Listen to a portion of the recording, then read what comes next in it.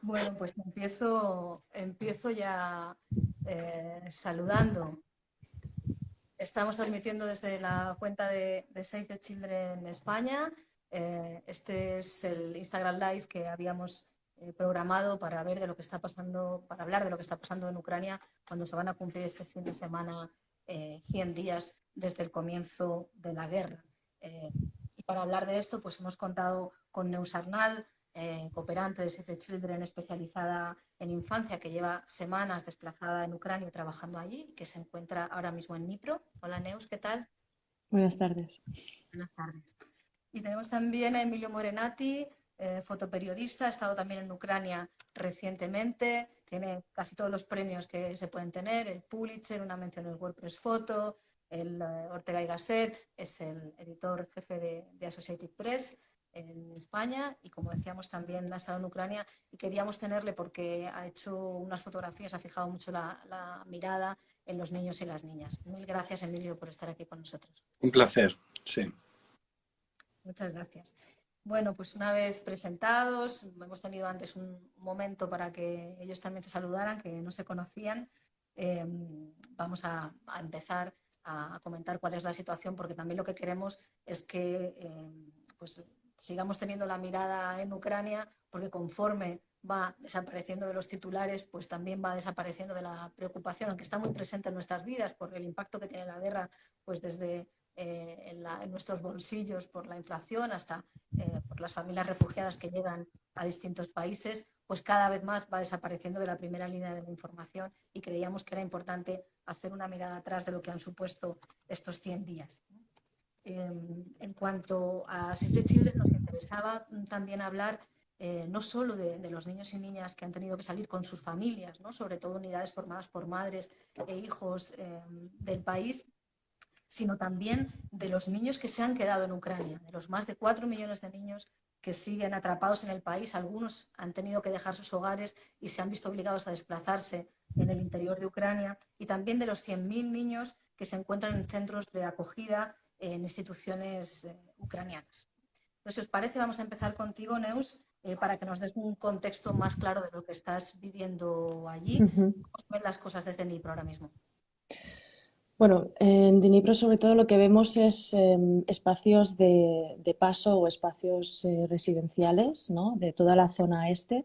Entonces estamos, digamos, cotidianamente viendo familias, núcleos familiares, como decías, que han salido con bolsas improvisadas, llevando toda su vida encima y acuden a los espacios de abastecimiento, de kits de comida, de kits de higiene, de registro, ¿no? A la espera de poder o seguir con su movimiento buscando el refugio o bien pues establecerse en ciudades como Zaporilla o Dnipro a la espera, pues muchas de ellas, de poder retornar, ¿no? Solo por situarnos, Neus, ubica por favor a las personas que nos están viendo dónde está Dnipro dentro del mapa. A ver, lo vamos a hacer así. Sí, pues Dnipro estaría aquí. Sí, aquí está Kiev y aquí está Lviv, Leópolis. Dnipro Ujú. estaría por aquí. Y la zona afectada sería toda esta de aquí. Sí, Más hacia el este, ¿no? Cerca relativamente del exacto. mapa. Ujú, Y exacto. en la mirada nuestra de Save the Children de infancia, Neus, ¿cómo está afectando esta guerra a los niños y a las niñas? Las cifras que tenemos de muertes son 250 niños, Ujú. 375 heridos. Obviamente sabemos que estas cifras seguramente y lamentablemente se están quedando muy cortas, ¿no? ¿Por qué decimos siempre desde Save the Children que la infancia es la más perjudicada? Bueno, porque no solo el conflicto del presente, ¿no? Sino todo el conflicto que viene después y el caso de las escuelas que han sido, digamos, bueno, devastadas o afectadas por el conflicto nos da esta idea del futuro también hipotecado por el conflicto. Efectivamente, no es solo el número de muertos, sino también ahora calculamos que hay unos 3.500, entre 3.500 niños que al día han tenido que salir del país desde el inicio de la guerra, y los que se quedan, ¿no? Y sobre todo aquellos que ya vivían en 2014 el conflicto, ¿no? Al final es un conflicto que ha escalado, ¿no? Pero que ya existía y Save the Children ya estaba aquí. que han vivido pues, bajo los efectos de la violencia, digamos, constantes y el desplazamiento de su entorno de amigos, de su espacio seguro, de familiares, ¿no? Y algunos pues, niños y niñas relatan quizá nos parecerá algo curioso, ¿no? Pero relatan historias de estar en el refugio y tener miedo o estar muy preocupados por lo que había pasado por sus mascotas, ¿no? Que se habían quedado en el exterior, ¿no? Esta ansiedad, digamos, que esta preocupación constante, ¿no? Y aquí, por ejemplo, en Dnipro, también lo que nos contaba una niña, ¿no? Era el que se sentía mejor aquí porque decía que el cielo aquí era pacífico, ¿no? Que no había un cielo gris, no había un cielo, eh, digamos, influenciado por el conflicto, ¿no? Sino un cielo mucho más respirable, ¿no? Y amigable. Cielo pacífico en un momento bélico, Uh -huh. totalmente. Seguro que eso les dio calma. Emilio, gracias otra vez, de verdad es un lujo para nosotros tenerte aquí. Tú has estado fotografiando en distintas partes de Ucrania y te hemos seguido mucho porque has puesto el foco en la infancia casi desde el principio, ¿no? Hemos visto fotos de niños que recibían tratamiento oncológico en Kiev, de esta pareja de gemelos en Kramatorsk, que fueron uno de ellos mutilado y su hermano empujaba la silla, o sea, me has tocado como muchos ángulos, ¿no? No sé si ha habido algo en Ucrania que no hayas visto antes, ¿no? Con respecto a la infancia. Bueno, bueno, en principio, o sea, a ver, no sé qué puedo aportar en este encuentro. A mí, desde luego, yo soy simplemente un testimonio más, ¿no? de esta guerra. O sea, es decir, uno está en esa pequeña fracción, en esa pequeña parte, ¿no? En el que realmente no podría ampliar la imagen a todo un conflicto, pero sí a una mínima parte. Y es esa mínima parte en la que yo quiero focalizar continuamente, ¿no? Que es el apartado más humano, ¿no? O sea, no me interesa el frente, allá donde están los soldados, me interesa un poco ese daño colateral producto de la guerra. Y tuve la suerte o la desgracia de verlo desde el principio.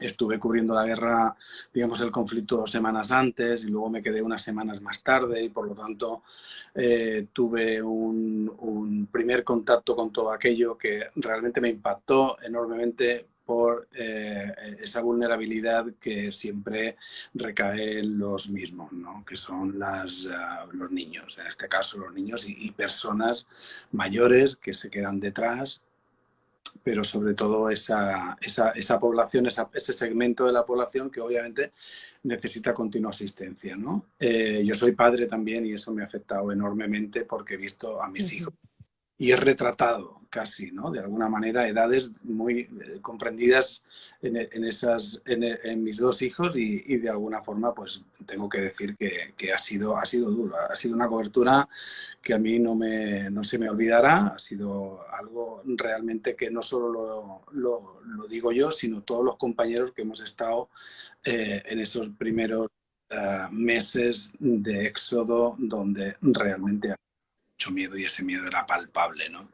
Yo diría que, bueno, dividiría de alguna forma eso que tú has dicho, esos apartados, ¿no? El apartado del éxodo, donde realmente era un caos contenido. El afgano, o sea, perdón, el ucraniano tiene algo que a mí realmente me ha impactado, que tiene una especie de caos contenido, ¿no? O sea, es decir, podían matarse por entrar en aquellos trenes, pero en cambio había un orden, ¿no? Era un orden dentro del caos que me maravillaba.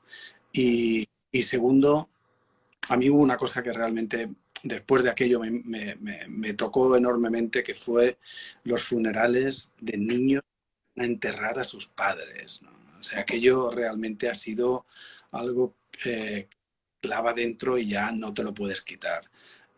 Tuve la desgracia de hacer un seguimiento de 4 o 5 niños, uno de ellos concretamente, que su madre murió en en un parking en un -2, porque claro, los basement, esos lugares donde se refugia la gente, son básicamente parkings improvisados o lugares donde realmente se utilizan de almacén, ¿no? Pues su madre estaba enferma y en un mes de aislamiento allá abajo, con aquel frío atroz, murió de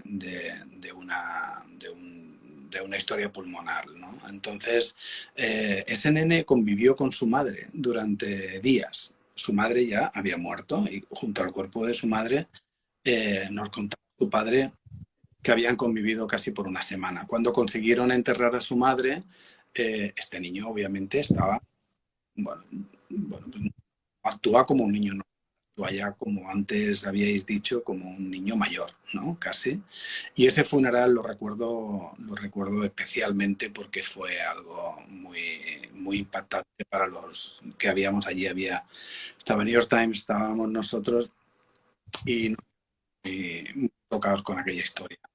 Y luego también esa que mencionabas, la historia de 11 años que perdió las dos piernas y que su madre también perdió una pierna en aquel ataque a la estación de Krematorsk, y el hermano gemelo de ella es el único que queda para cuidarlas porque su padre también ha muerto en el frente. Su padre biológico murió de cáncer hace 4 años y su padre reciente, digamos, la pareja de su madre, murió en el frente justamente cuando yo estaba con él, ¿no?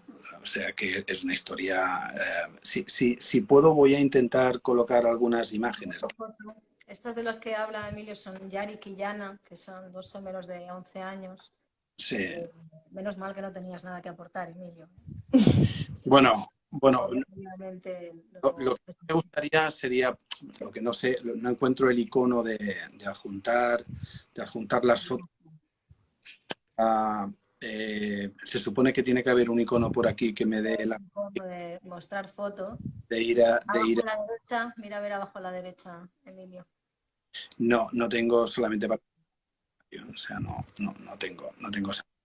No sé si vosotros la tenéis en el vuestro. Es que como no tengo las fotos aquí No, cargadas, pues, aunque... intentar, o sea, yo no la veo, no veo cómo puedo dar una imagen o hacer el fondo de pantalla, no lo consigo ver. Bueno, básicamente, o sea, es muy difícil describir escenas de las acciones, es solamente... O sea, tengo que añadir que ahora voy intentando hacer un poco de visibilidad de estos casos, porque lo que sí me ocurrió, y es una cosa muy curiosa, y es que cuando llegaba a un hospital a interesarme por alguien que había perdido sus piernas y vi a más de 10 personas, me decían, pero en realidad le importamos a alguien, ¿no? Y de alguna manera eso creaba un vínculo y una unión con nosotros al punto de decir, mira, no solamente me interesa, sino que además me voy a intentar quedar contigo el mayor tiempo posible para ver que de alguna manera puedo aportar, ¿no?, tu recuperación. Son gente que de alguna manera, y aquí es donde viene el drama, o sea, no solamente es perder las piernas, sino quedarte probablemente en sillas de ruedas, porque el sistema terapéutico de Ucrania no está muy avanzado y por lo tanto necesitan asistencia. Entonces estamos porque estoy involucrado en alguno de esos casos, en derivar esos casos fuera a Europa o los Estados Unidos, como es el caso de Yana, puedan tener para que puedan recuperar de alguna manera la movilidad con prótesis adecuadas y que les permitan recuperar la movilidad. Como decía Yana, una pregunta tan difícil y tan fácil al mismo tiempo. Yana, ¿qué te gustaría hacer en este momento, ¿no? Y decía, bueno, mi sueño es volver a correr. Bueno, pues es verdad que es difícil que no te afecten y soltar esas historias más cuando eres padre, pero menos mal que te siguen afectando, Emilio. Menos mal bueno, pues que a pesar de las corazas que hay que ponerse para trabajar en esas coberturas o para trabajar como está Neus en el terreno, pues nos siguen afectando los dramas y podemos intentar desde todos los ángulos seguir trabajando para que cambie. os recuerdo, aunque Emilio no consiga compartir la foto ahora, pues podéis entrar en su Instagram, Instagram Emilio Morenati, y ahí podéis ver pues, varias de las fotos que ha ido colgando de toda su cobertura en Ucrania. Voy a volver a Neus para que nos cuente esta segunda parte, ¿no? Tenemos claramente la foto de la situación, ahora un poco cronificada, todos estos casi 100 días de guerra. Y ahora mismo hay un montón de organizaciones, afortunadamente, trabajando con las personas que salen y con las que están. En este caso, Save the Children, cuéntanos un poco, Neus, cuál es la emergencia, cuáles son las necesidades más acuciantes que estamos viendo sobre el terreno y cómo estamos respondiendo. Bueno, estamos dividiendo intervenciones en 3 partes del país, ya que la situación es ligeramente distinta, ¿no? Entonces, yo, al centrarme en el este, lo que estamos viendo sobre todo es necesidad de transferencias bancarias, sobre todo. Aquí recordar pues, que en Dnipro, Zaporizhia, los mercados están abiertos, ¿no? Y aparte de adquirir pues, kits de comida o kits higiénicos que también se necesitan, lo que necesita la gente pues, es dinero para poder, desde su propia capacidad y agencia, pues, adquirir aquello que necesitan, ya sea comida, medicamentos, etcétera, ¿no? Esto es una de las grandes necesidades que estamos viendo. Y también el tema de la gasolina, el movimiento, ¿no? De estas personas, el poder desplazarse hacia otros espacios.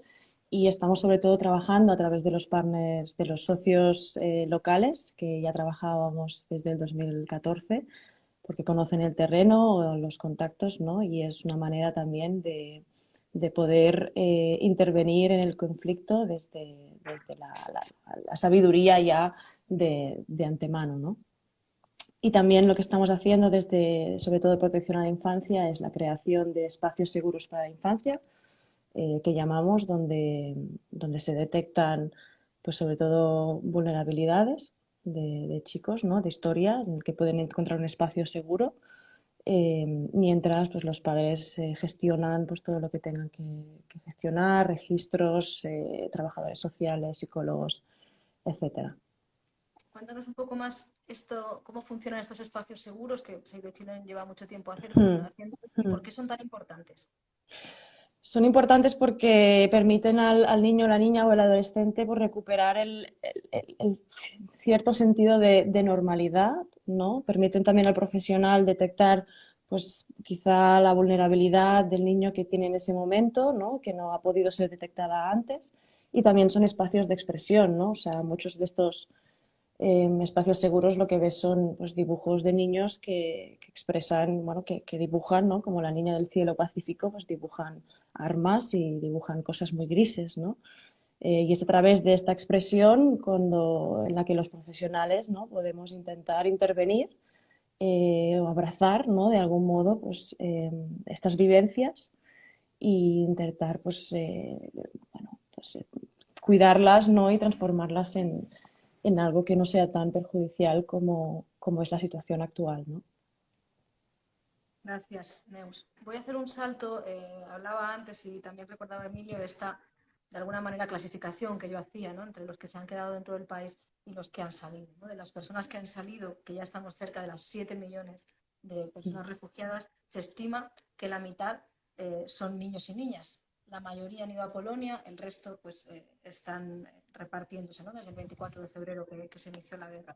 Emilio, cuando estuviste en Leópolis, que pudiste fotografiar a muchas de esas familias que estaban saliendo, cuéntanos algo de cómo eran las despedidas.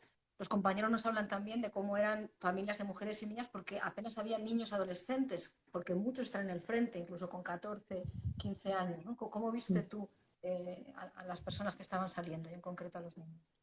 Bueno, repito para el que se una ahora que a mí me impresionó ese caos contenido, porque había miles de personas. Yo estuve básicamente en Kiev cubriendo aquel éxodo.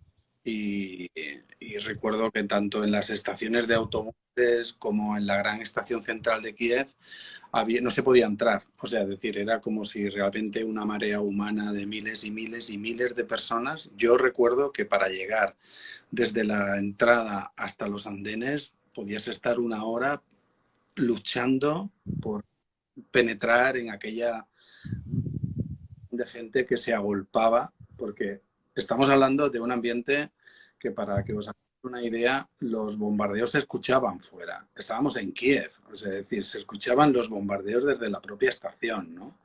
Y se escuchaban las alarmas continuamente sonando, anunciando nuevos bombardeos. O sea que la situación era muy caótica.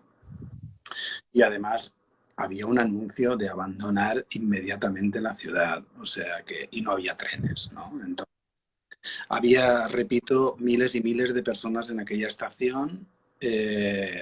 La gran mayoría llevaban nenes encima, o sea, hay que decir que los nenes se veían un poco encima de aquella marea, ¿no? Y cuando llegábamos a la estación, o sea, a los andenes, pues entonces los andenes era muy difícil aislar esa situación que fotográficamente funciona, la despedida entre aquel padre y aquella familia que normalmente niños pequeños. Era difícil aislarla, repito, fotográficamente, porque la fotografía tiene, yo por lo menos la defino como que la interferencia, que aislar ese ruido y definir lo que está ocurriendo en una imagen que se entienda, ¿no? Todo eso con empujones y con momentos de estrés y de caos era muy difícil. Pero así y todo, había momentos en los que, y esto intentaré narrar qué es lo que a mí me emocionaba de aquellas despedidas, era que había situaciones aisladas que era como si realmente no hubiera ruido, no hubiera caos, no hubiera nada y había miradas, ¿no? La mirada que salía de allá, de aquella ventana del tren, dentro del tren, y la de ese padre que se quedaba de pie, lanzando besos o haciendo gestos del corazón, o de alguna manera intentando, sobre todo intentando mantenerse en pie, porque justamente cuando se marchaba el tren, ese hombretón, porque bueno, estamos hablando de gente, por lo menos yo lo veía así, gente, o sea, hombres fuertes, ¿no? Hombres grandes que colapsan justamente cuando el tren se ha marchado, ¿no? O sea, ahí hubo momentos muy interesantes y muy emotivos en los que ellos nos dejaron fotografiar esos instantes. Y luego, después de que se marchara ese tren, yo me veía sorprendido, fundido en abrazos con esos hombres, ¿no? En el sentido de, es como un pésame, es una especie bueno, de decir estoy contigo, ¿no? O sea, qué duro tiene que ser esta despedida, porque yo me imaginaba eso como padre, debe ser durísimo, decirle adiós a tus hijos y a tu mujer a un destino incierto, porque esos trenes no se sabían bien si paraban en Lviv o seguían para Polonia, si su familia iba a terminar allá, terminar en una isla. No se sabía bien realmente el destino de tu familia. Entonces, bueno, eran momentos realmente que eran muy emotivos porque o sea, no era una oleada, era una constante, o sea, eran 24 horas al día así durante semanas, ¿no? De ahí que 7 millones de personas han huido, ¿no? O sea, es decir, y en trenes con cuentagotas, abarrotados, en el que el COVID, por ejemplo, no existía. Es decir, no había gente con mascarillas, ¿no? No había nada más que el ansia de salir y de huir del país en ese momento de angustia. Claro, el COVID ahí era como la última preocupación. Fíjate que estaba recordando lo que decías del niño que convivió con el cadáver de su madre y de los niños que estaban a un lado de estas despedidas, ¿no? Y pensando en la parte de la salud mental, cómo esto, aparte de los daños directos, de las muertes, cómo esto va a transformar e iba a dejar huella en toda una generación, ¿no? En el futuro, en los Sí, mire, hijos, en los padres. yo uno de los temas más potentes que hemos cubierto en la zona de Irpin, bajo el tema de los crímenes contra la humanidad, que va a ser un tema que echando en los próximos años porque alguien tiene que pagar por todo esto que se ha hecho. Era el caso de Yuras, de un chaval de 14 años que iba con su padre en bicicleta por Bucha y lo pararon un grupo de soldados y al padre lo hicieron arrodillarse y allí lo agitaron al lado de su hijo y luego dispararon a su hijo, a Yuras. Lo que ocurre que le dan de refilón en los brazos y en una parte de una gorra que llevaba, pensaban que lo habían matado. Él se tira encima del cadáver de su padre, espera que se vayan los soldados. Cae la noche y el chaval sale corriendo para su casa, se refugia en su casa y nos contaba en aquella entrevista todo lo que ocurrió, ¿no? O sea, decir, esto es, yo no sé en qué porcentaje estamos hablando, yo no creo que sea un caso aislado. Yo estoy seguro que han ocurrido muchos casos así que tienen que de alguna manera, ahora falta probarlos todo, ¿no? Pero de alguna forma, o sea, todos esos crímenes que se han cometido y que de alguna manera el periodismo está ayudando a poder difundir de alguna manera y dejar constancia de todo eso, es algo que, como decía al principio de la charla, es un porcentaje muy bajo, porque no nos da tiempo a ocupar todo lo que está pasando en el país, pero imaginemos, ¿no?, qué ha pasado en Mariupol, donde no ha habido periodistas en los últimos 2 meses, ¿no? O sea, es un tema este.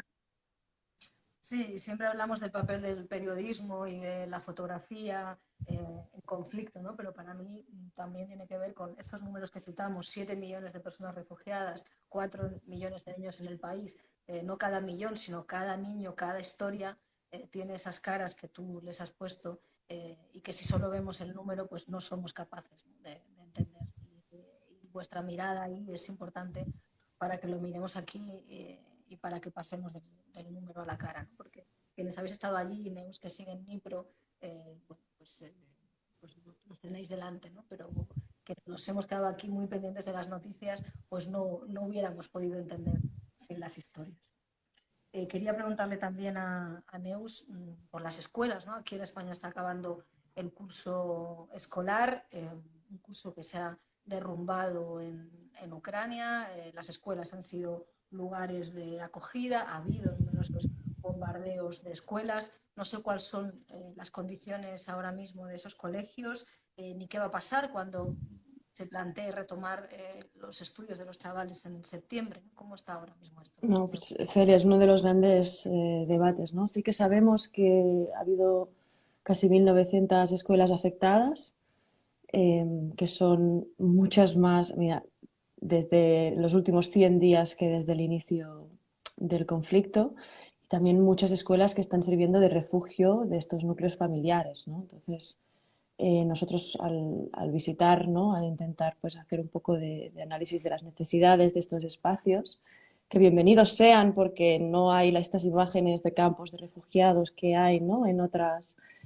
conflictos, ¿no?, que hemos visto.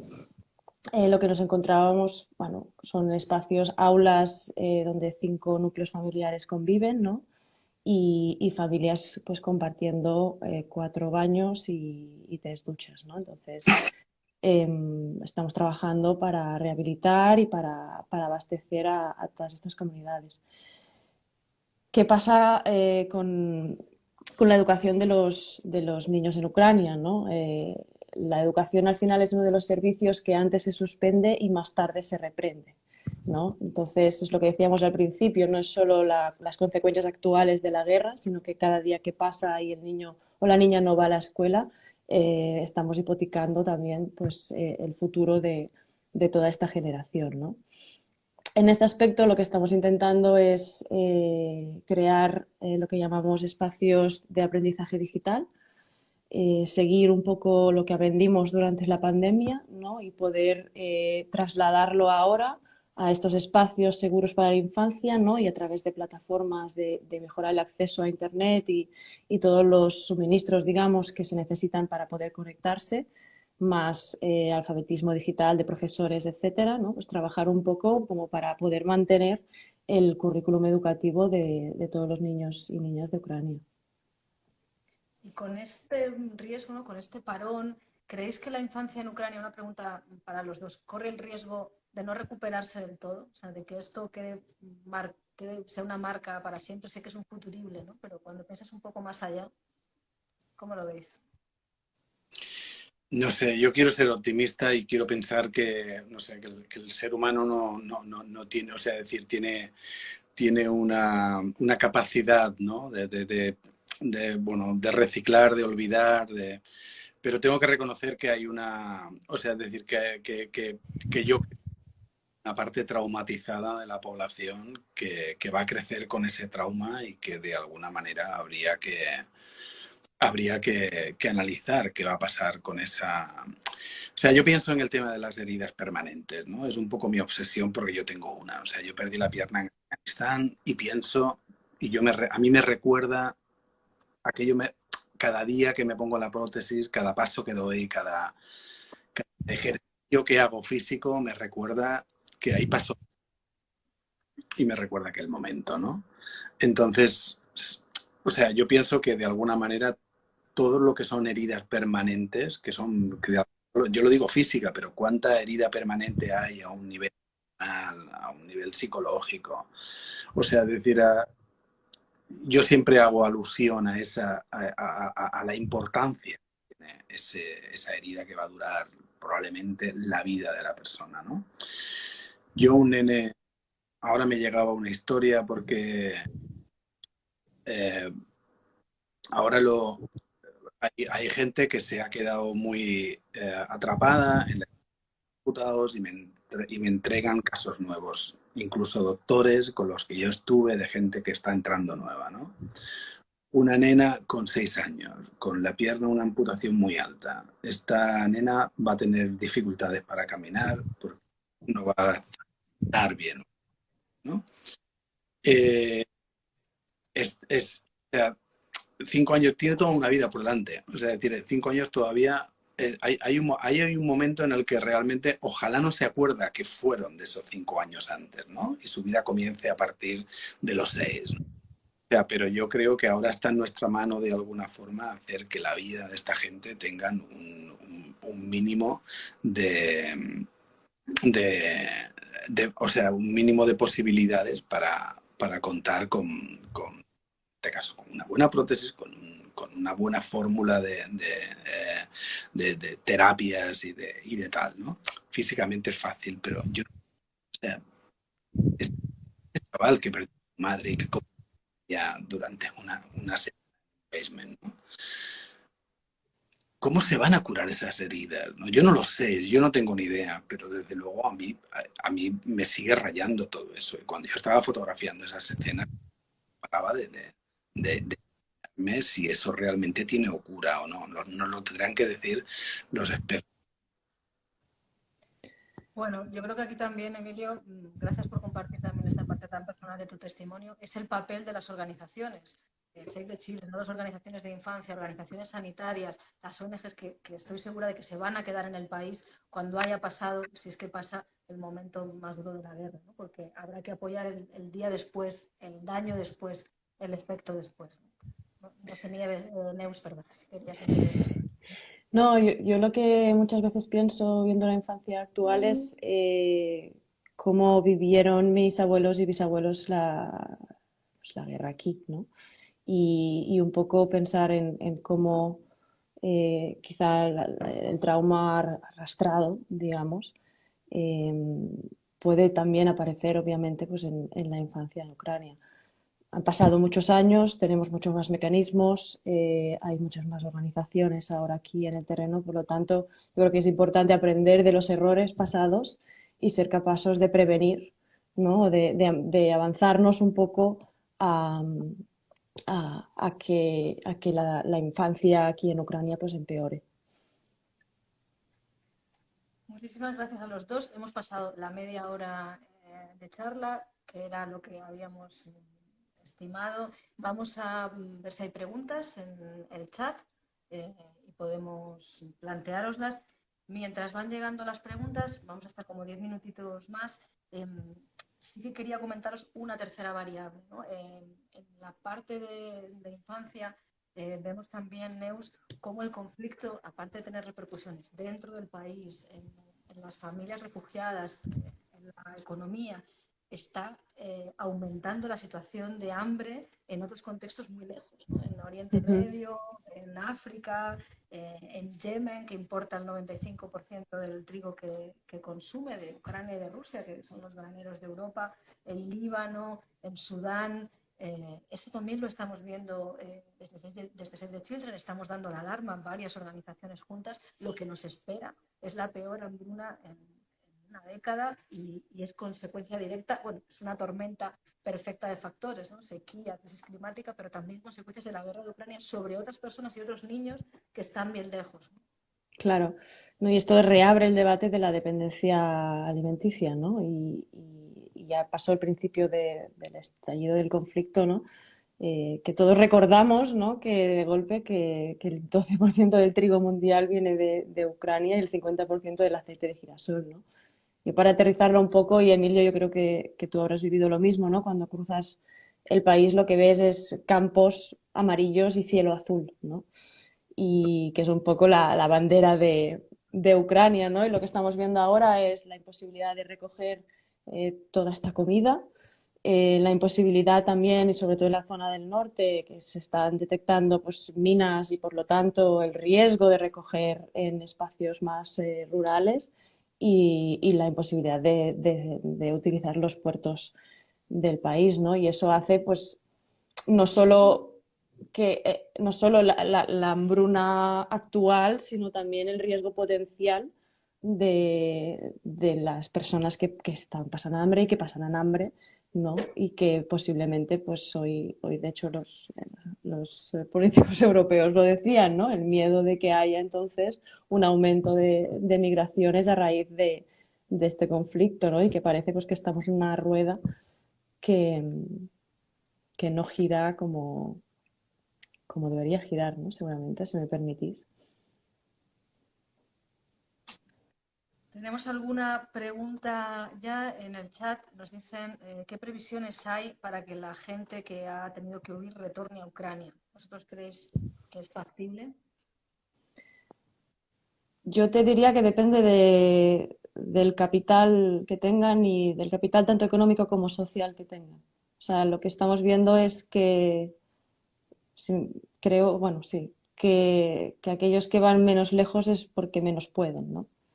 Entonces, hay muchas familias que quizás se han quedado en los bordes o quizás se quedan en Dnipro porque esperan poder retornar porque no tienen pues esto, el capital para poder ir más lejos, ¿no? ¿Tú has visto esto, Emilio, no? Como la gente hace el recorrido más corto posible, ¿o no? ¿Cómo lo has visto tú? Sí, sí, sí. Bueno, lo que pasa es que la gente no es consciente del estado de sus casas, entonces no hay, o sea, hay que tener en cuenta para ubicar a la gente que nos está escuchando que la comunicación entre, o sea, decir, ahí no hay un teléfono de información. Llamas, oiga, ¿cómo está mi casa? ¿Puedo volver? No, ahí es un poco de buscar la vida. Yo siempre pongo el ejemplo de ese amputado Antón, triple amputado, pierde las dos piernas, el brazo.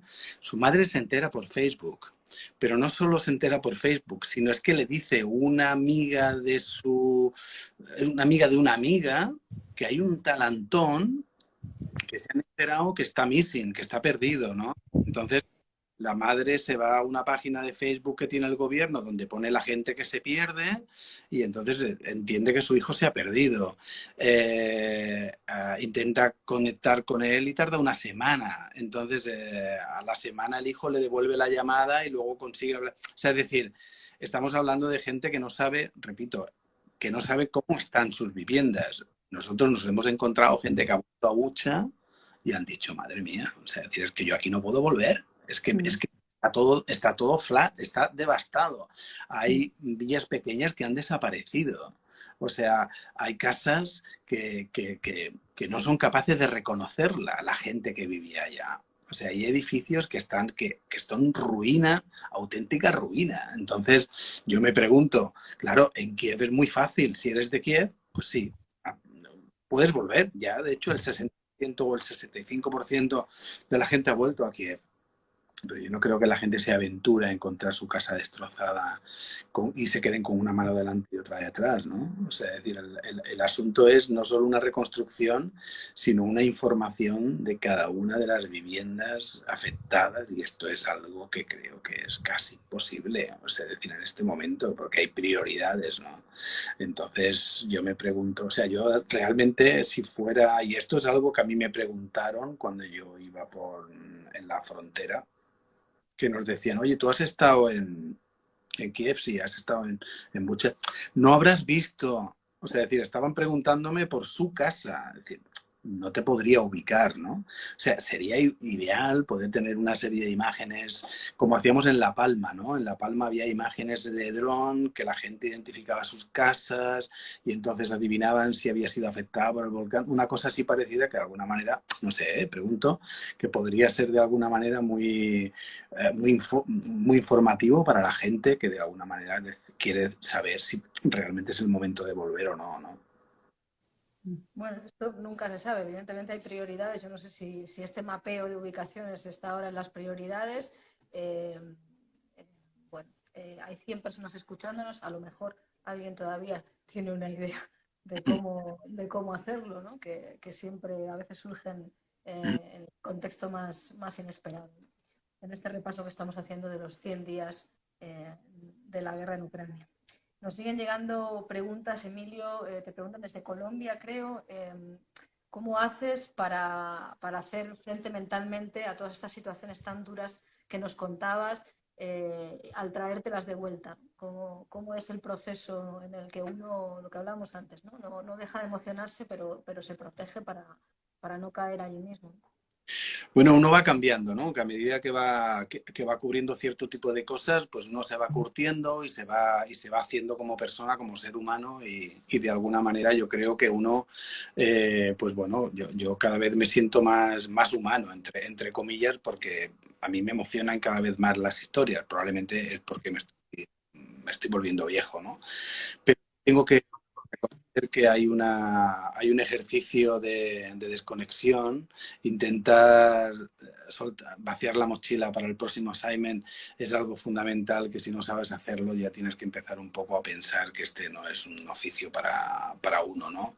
Yo creo que lo interesante es el resetearse, es condición, ahí no hay tu tía, hay que saber resetearse porque si no, uno no llega a la próxima historia, ¿no? Y yo creo que el estar de alguna manera fresco y poder mirar las historias, por eso nos tienen no más de un mes en los sitios, ¿no?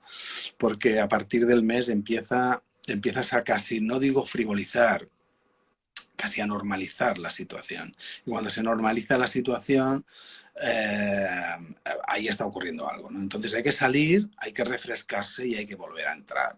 Y cuando vuelves, y a mí me ha pasado en esta segunda vez, he vuelto con ganas porque quería hacer el proyecto de los hospitales, porque quería tal, y cuando he pasado las 6 semanas decía, tengo que salir porque esto empiezo a normalizarlo, ¿no? Bueno, es un ejercicio como el que hacen los bomberos, la policía, los forenses, ¿no? Que es un poco, estás en un mundo en el que realmente te sientes útil, estás contribuyendo de alguna forma, no para cambiar el mundo, porque es algo muy pretencioso, pero sí de alguna manera para crear cierta conciencia, y esa misión es una misión increíble en la que creo totalmente y que creo que de alguna manera forma parte de mi vida. O sea, yo soy fotógrafo cuando llego a los sitios, ¿no? Yo creo que la profesión es parte de tu vida, es un estilo de vida y de alguna manera mañana me va a ir a tocar hacer una final de Champions y voy a decir, joder, ¿y esto cómo le meto mano ahora, no? Pero este es nuestro trabajo, o sea, hay que resetearse para luego ir a la historia que probablemente no sea tan potente como la de Ucrania, sino sea una historia más doméstica o más absurda si cabe, e intentar de alguna manera hacerla con profesionalidad, ¿no? Gracias, Emilio. En el caso de los cooperantes es un poco parecido, ¿no, Neus? Hay unas semanas Total. limitadas como de despliegue justamente para eso, ¿no? Para conservar de Mm. alguna manera el equilibrio mental y para poder tener la distancia suficiente, ¿no? Sí, sí, son semanas o, bueno, sobre todo un máximo de 3 meses, depende de la plataforma, ¿no? Pero sí que es un poco lo que decía Emilio, ¿no? De resetearse, ya sea a través del deporte, meditación, lo que sea, ¿no? Yo creo que uno de los debates que yo más me tengo conmigo misma, ¿no? Es cómo mantengo la misma sensibilidad sin dejar que la emoción me arrastre, ¿no? Porque sí que es verdad que llega un punto en el que te acostumbras a las alarmas, te acostumbras a las bolsas de arena en los bajos de los edificios, a ver militares, ¿no? Y es verdad lo que dice Mindy, ¿no? De que tienes que hacer un paso atrás y no normalizar aquello que no lo es o no debería serlo, ¿no? Bueno, yo creo que al menos desde Save the Children, y por eso estáis aquí, por eso os hemos invitado a participar en esta conversación, no queremos normalizar el hecho de que los niños y las niñas vivan en guerra, no queremos normalizar la pobreza infantil, 1 millón de niños viviendo en pobreza en España, no queremos normalizar que los niños tengan que emigrar y desplazarse a la fuerza, y por eso vamos a seguir teniendo espacios de conversación como este y como todos los que se nos ocurran. Muchísimas gracias por vuestra participación en este encuentro virtual en el que recordamos los 100 días de la guerra en Ucrania. Mil gracias.